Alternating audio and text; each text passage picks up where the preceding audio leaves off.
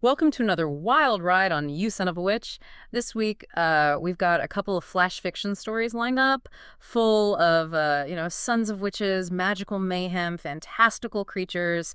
You guys sent them in, and we thought, why not? Let's take a closer look, see what kind of wizarding wisdom we can squeeze out of these babies. Yeah, what strikes me right away is how these two stories, even though they're totally different, one's all dark and broody, the other's just pure wacky fun. Yeah. They both kind of nail what makes a good fantasy story. Even in like a tiny package, it's like they just cut straight to the good stuff. For sure. Okay, first up, we've got Stardust and Shadows.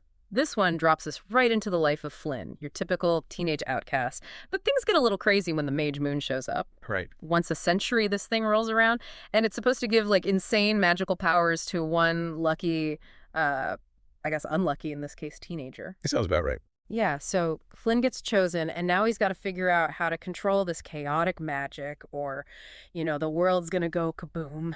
You mentioned you're a fan of those aha moments, and the story throws a few curveballs right off the bat. Like how Flynn discovers his powers.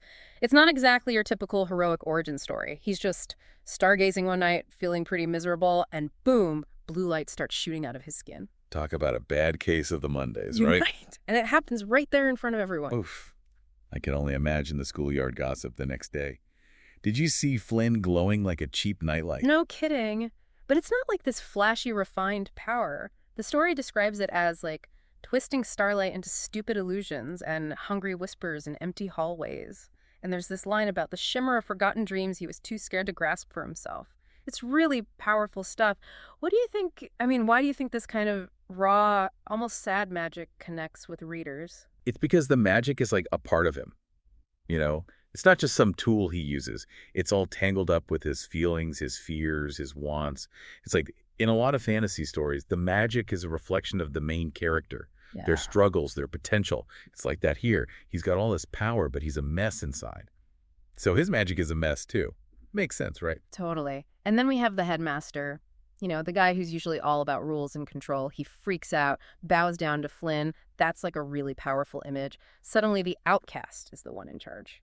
Talk about a power shift. You never see that in high school. Usually it's the principal laying down the law, not bowing to some random kid. Exactly. But then it gets kind of dark. It turns out the headmaster doesn't want Flynn to be a hero. He wants to use him, like a sacrifice to stop the Mage Moon from causing another disaster. It makes you wonder what the price of destiny really is in these stories. Is it worth it? It's like they're saying being the chosen one isn't all it's cracked up to be. Usually it's all, oh, you're special, you have a great destiny. But here it's more like, congratulations, you're our human shield.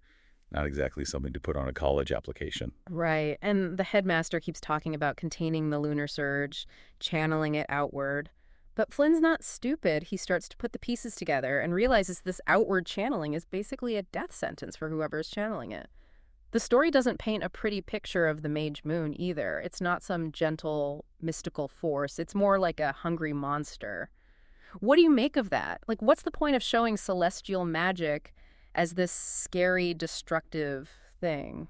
It's like saying, hey, just because something's powerful and magical doesn't mean it's good. It's showing that nature, even magical nature, can be pretty brutal. And it's up to us, even if we're just some random kid who got zapped by the moon, to make our own choices. Decide what's right for us, not just blindly follow some ancient prophecy. And that's exactly what Flynn does. He goes totally rogue in the climax. Forget fighting the moon, he turns all that crazy magic inward, then blasts the headmaster, binding him, and his accusation, you knew, just hangs in the air. It's this moment where you realize how much the adults have screwed things up. And you can't help but cheer for Flynn, the outcast who says, screw this, I'm doing things my way. Right. It's like, forget the rules, I'm going to do what actually works. Huh. Sometimes the best solution isn't the one everyone else expects. It's about thinking outside the box. And that's Flynn thinking for himself, using his powers in a way no one expected. Kind of makes you think, right? About how often we feel pressured to follow the rules, even when it doesn't feel right. Big time. And he doesn't even try to save the world in the traditional sense. He creates this makeshift spell, a sigil that sucks up all the crazy moon energy. He's not a hero saving everyone. He's a survivor figuring things out as he goes. And at the end, the moonlight's still under his skin like a permanent change, this weird bond with the chaotic magic. What do you think about that ending? Is he a hero? A villain? What's next? That's what's so cool about it. It's Yeah. open-ended. He's not the hero anyone expected, but he's definitely something new, something powerful and unpredictable. And the way everyone's reacting, the townspeople running away, the headmaster bound and helpless, it's like the old order is gone. And Flynn standing there in the middle of it all, this flicker of defiance in his eyes, is like, okay, what happens now? And I, for one, want to know. Me too. Okay, let's switch gears completely. Get ready for some laughs because the next flash fiction story is a total 180. It's called Bangs, Booms, and Beasties, and it's all about magical mayhem, but in a hilarious way. This time, we meet Tobias, an alchemist apprentice who's more into making things explode than following the rules. Naturally, things go wrong.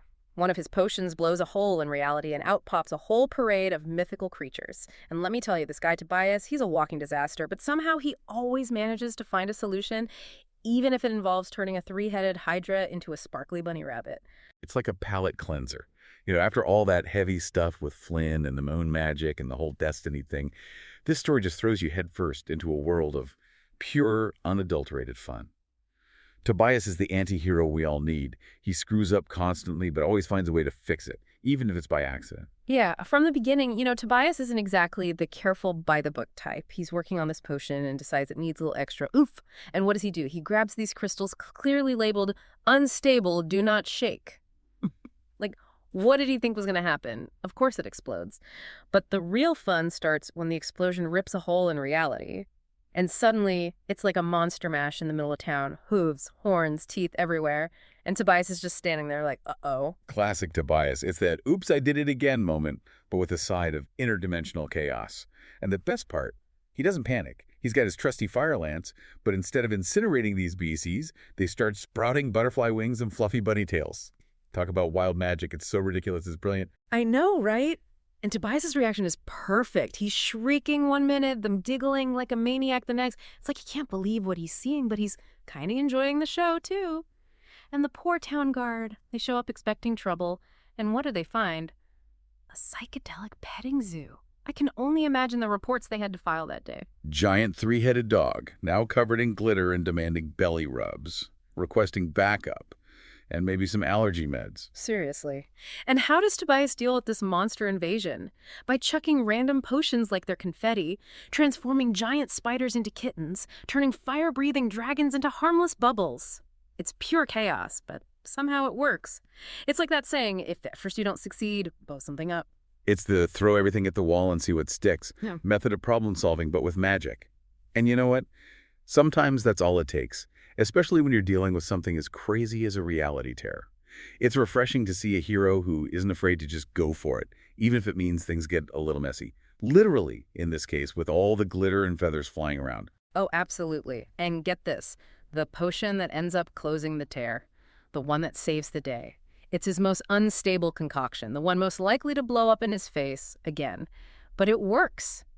And it's not because he planned it that way. It's pure accident. The unpredictable nature of his magic is what fixes everything. What does that tell us about problem solving in a world where magic is real?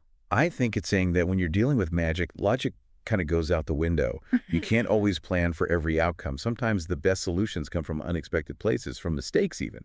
It's like embracing the chaos, letting go of the need to control everything. And who knows, you might just stumble onto something amazing, like turning a terrifying griffin into a giant fluffy marshmallow. And even his master, who's always yelling at him for being reckless, has to admit, grudgingly, that Tobias kind of saved the day. It's like a little poke at those stuffy magical institutions, Like, sometimes progress comes from breaking the rules, and it's definitely hilarious watching the town guard trying to make sense of it all while Tobias is just stuffing his pockets with more of those unstable crystals for, quote, research. I can't wait to see what he does with those.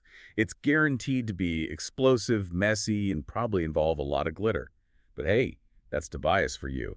A walking disaster zone with a heart of gold and a knack for turning the impossible into the hilariously absurd. So what have we learned from our deep dive into these two very different flash fiction stories? Stardust and Shadows showed us that even the chosen one can reject their destiny and forge their own path. It makes you think, what happens when we say no to the expectations everyone has for us and decide to write our own story? And then Bangs, Booms, and Beasties reminds us that sometimes the most chaotic, unpredictable individuals are the ones who can shake things up and find solutions nobody else could have imagined. It's a celebration of accidental brilliance and a reminder that maybe, just maybe, a little bit of chaos is what the world needs sometimes. Both stories are a great reminder that in the world of flash fiction, anything is possible. The ordinary can become extraordinary, and the most unlikely heroes can rise to the occasion, even if they do it by accident.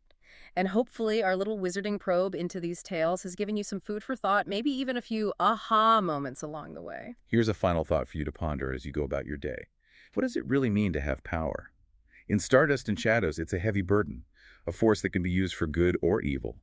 But in Bangs, Booms, and Beasties, power is something much more unpredictable, a force of chaos and creativity. So how do we define power in our own lives? Is it about control and order? Or is it about embracing the unexpected and finding beauty in the messy, unpredictable moments? That's all the time we have for today, folks. Thanks for tuning in to You Son of a Witch. Be sure to rate and follow the show for more wild tales from the world of flash fiction. Until next time, stay magical.